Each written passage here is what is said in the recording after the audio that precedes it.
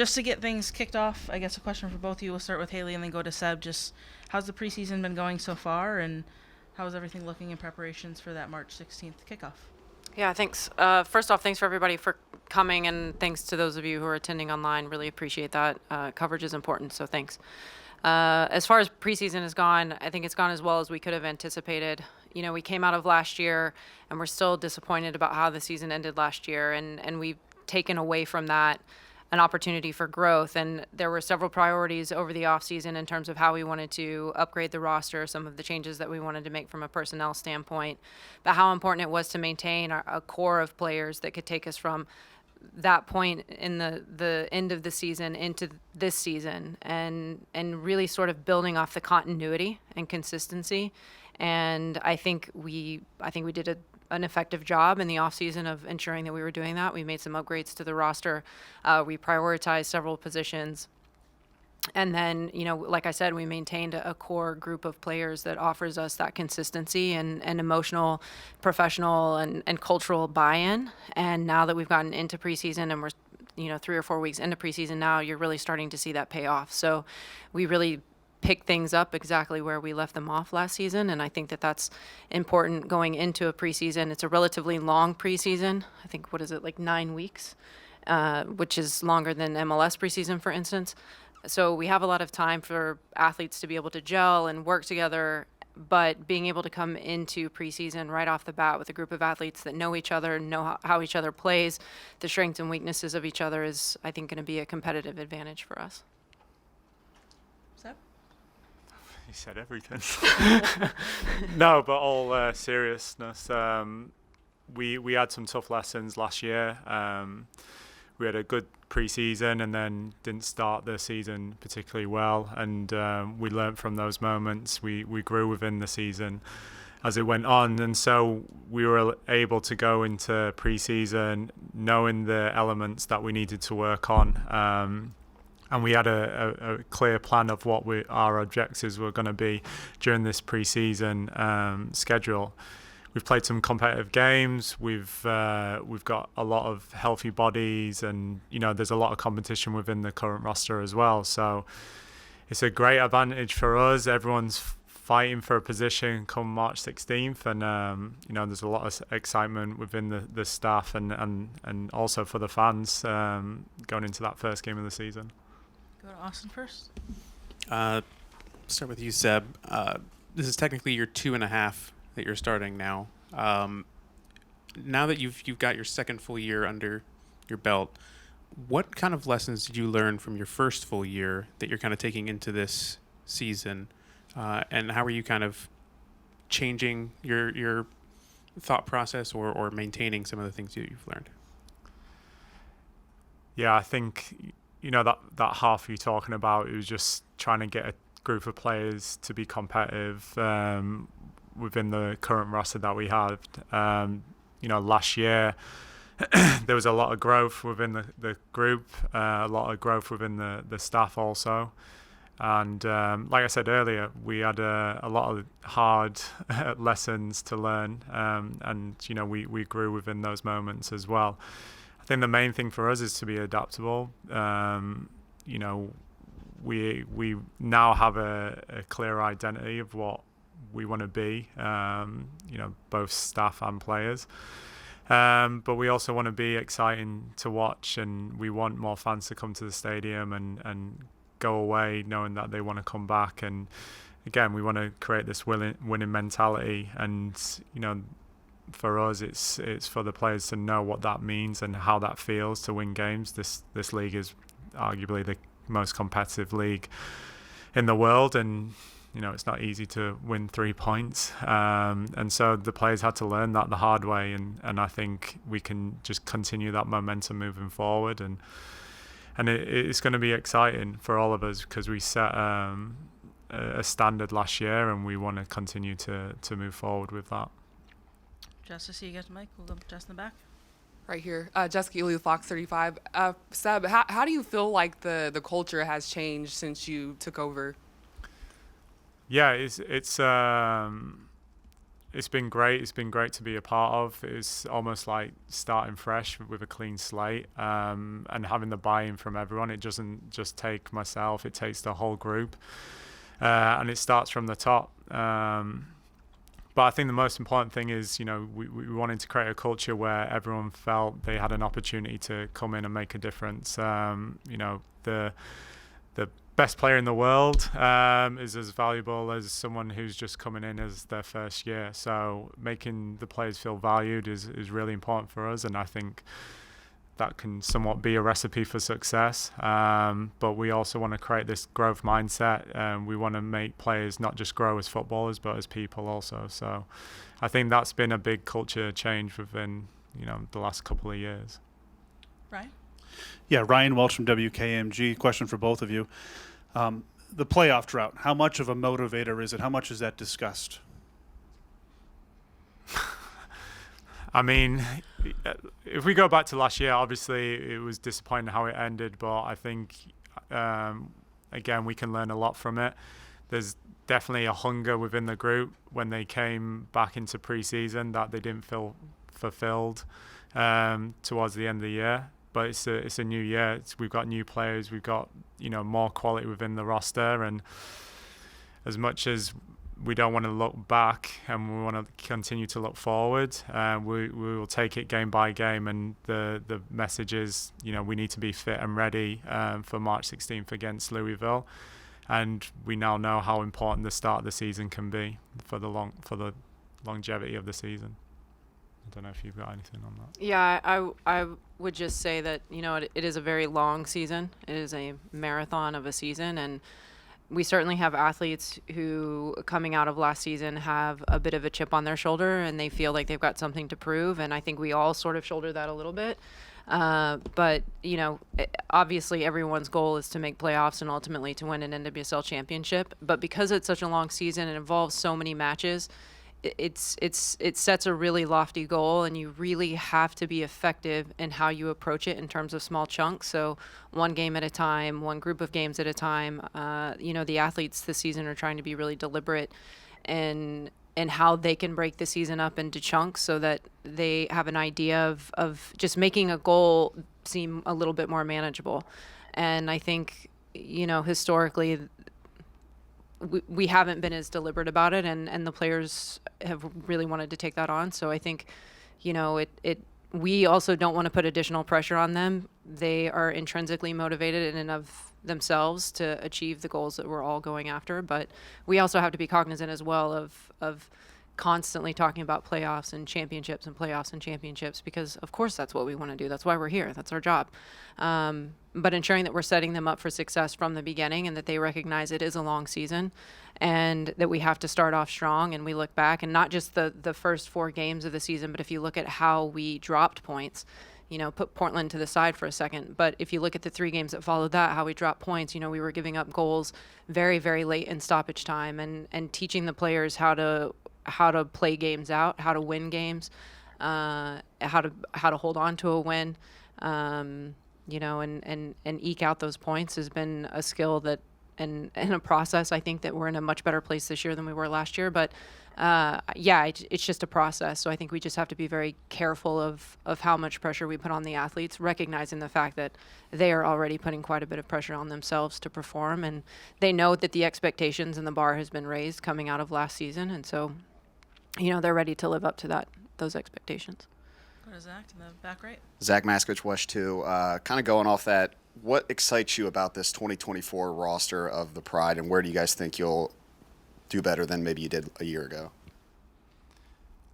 I think because of what we did last year and the standards that we set out last year, and then add in the quality within the group as well. We're bringing in likes of Angelina, Luana, Ali Lemos, just to name a few. I think as well now there's almost like a different style to our game, but we got to keep to our identity. That's really important to us and the rest of the staff. So I think I think just the additions and then just what we set out to do last year and the momentum that we achieved last year, and then even going into this preseason, there is a lot more excitement amongst the group. They know there's a lot of competition around them, which then raises the level of training, raises the level of the games. Knowing that there's someone behind you could quickly take your shirt off you. So I think from a fan's perspective, there's a lot of excitement around this team. But to Haley's point earlier, like, we can't put expectations out there. This club's only reached playoffs once in its existence, so why start now? We just want to take it game by game, and getting off to a good start will be really important for us moving forward and making sure that we sustain a high level throughout the season. Go back to Austin in front. Haley, Seb was just kind of talking about all the new players that have been brought into this team and the investment that the ownership has made in kind of bringing in all these new players. From your perspective, how has it been now having a full year, working with the ownership and being able to kind of see the investment that they've brought into the club, especially with this offseason? Yeah, so I think, I've said this before, and I'll say it basically any chance that I get. I would not have come to Orlando if I did not feel like the Will family was not, if I felt like they weren't committed wholly to the Pride and to women's football and investing in women's football, I wouldn't be here. And I think you can look at my background, and I'm pretty transparent about things like this. I genuinely would not have come. And I can tell you that they've lived up to my expectations. And when you look at the players and the athletes and some of the changes that we made, not just in the roster, but around the facility and from a cultural standpoint, the buy-in that we've received, not just from the players and the staff, but from the ownership as well, the trust and confidence that they've put into Seb and I and our staff to make decisions around several of those things on and off the field, that can't be underestimated. I'm highly appreciative of that. Specifically around the roster, I think we have a plan. We've had a plan all along. Like, since I arrived, like, Seb and I have worked together, like, in step on, solidifying our back line, solidifying our midfield, and we've got a process, and we're not done yet. And I would just say that, none of that would be possible without the resources and the trust and confidence that the Will family puts in us. And there's something to be said about that. So, Go back to Ryan.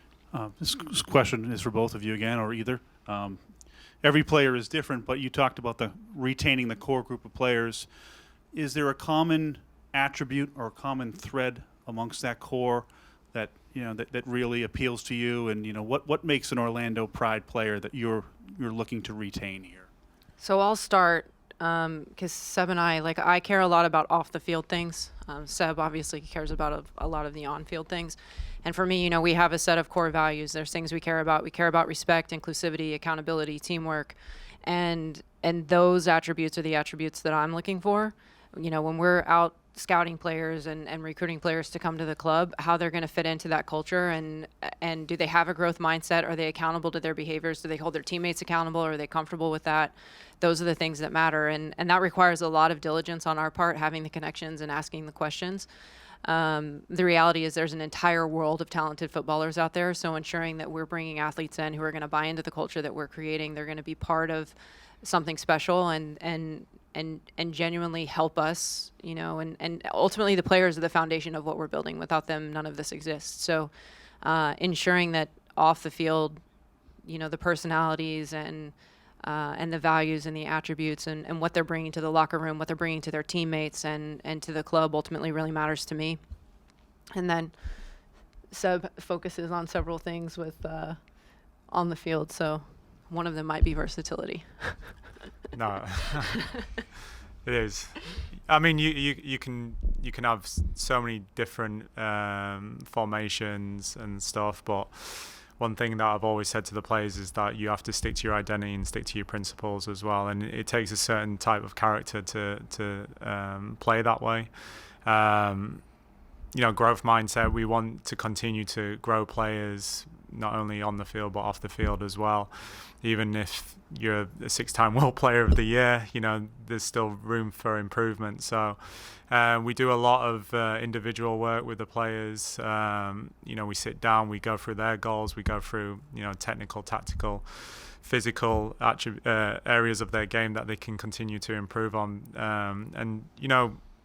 The reality is that they'll be here for a certain amount of time, but if they leave, can they leave a better person, a better footballer? And I think that's all you can ask for. And then lastly, the hard working part. You have to have a good work ethic. Nothing is given to you in this game. You have to earn every inch that you can get. So once you cross that white line, it's all gas, no brakes. You know what I'm saying? So we want to continue to grow the team in those departments, and I think if you have a good roster of those characteristics, you could set yourself up for success. Randy, got another? A question about Marta. You alluded to her, but how is her health? How critical is that health and to the team's success this year and moving forward? But how does her talents and her attitude, how does it rub off on the rest of the team too? It's massive. You've got a player who has won every accolade you can imagine, individual accolade you can imagine. So when she's setting a standard to the young players or even the players who have been within the league, it sets a really good tone around the group. So, she has that hunger. She's never lost that hunger, even at her age, and she wants to achieve something. And so when you see Marta doing everything that we're asking her to do, what a viewpoint for all the players to look at her and say, we're saying, well, Marta's doing it. There's no reason you can't do it. So compared to last year, obviously she was coming off the back of an ACL. She's in real good health now, and she still has that hunger to go out there and win a game, whether it's a small-sided game or a game on a Saturday for Orlando Pride. It doesn't matter. She's a winner, and that's what we want around. We're gonna go to the Zoom. We're gonna go to Peyton Skills with She Plays. Hi, thank you for meeting with us today. Peyton Skills with She Plays Inc. This season looks a little different with the change in format of the Challenge Cup. I was just wondering, with that and with 2 more teams coming in, so adding kind of those 4 fixtures, how or if that's impacted your preparation and plan for player rotation, load management, kind of the on and off the field pros or cons that might have brought up for you guys. Yeah, it's a great question. With the extra travel now, with the tournament midway through the season, there's more matches to be played, and so that player rotation will come in a lot more often than maybe it was last year. And that's why we've added quality to the roster so we can sustain a high level. I've been here since 2015. I've played in the MLS. I know what it's like to go from Orlando to Portland or to Seattle. And so this country is very demanding. The league's very demanding also. And again, we have a set identity and we want to stick to that. And it may require some change to the roster, but we know that we'll keep to a high standard and we'll go out and want to win every game that's presented to us. So regardless if we're cross country, we're going to put a team out there that's going to go out there and try everything to win a game. Yeah, I would just add too that I think one of the major benefits of the changing structure with Challenge Cup is not having as many midweek games. Midweek games from a player recovery standpoint and a competitive performance standpoint are really, really difficult. So eliminating as many and the frequency of midweek games for us is going to be really critical. And I think that that's true across the NWSL. You'd probably hear the same feedback from most of the GMs out there. So from a player care, player recovery, player safety standpoint, and then from a competitive standpoint, I have to be honest and say that I don't mind the change. Awesome. So you kind of talked about the young players within this team, and you just talked about Marta a little bit ago. But in terms of the veteran core that has been around this team as well, like a Kylie and a Haley, how much do you kind of lean on those kind of players to be kind of the voice for the rest of the team and to be those leaders that you can kind of talk with and work with, especially with kind of a younger core of a team? Yeah, it's probably something that they're not used to, but we've seen a lot of growth within them, especially this past year. We've put them in positions where they can become those leaders.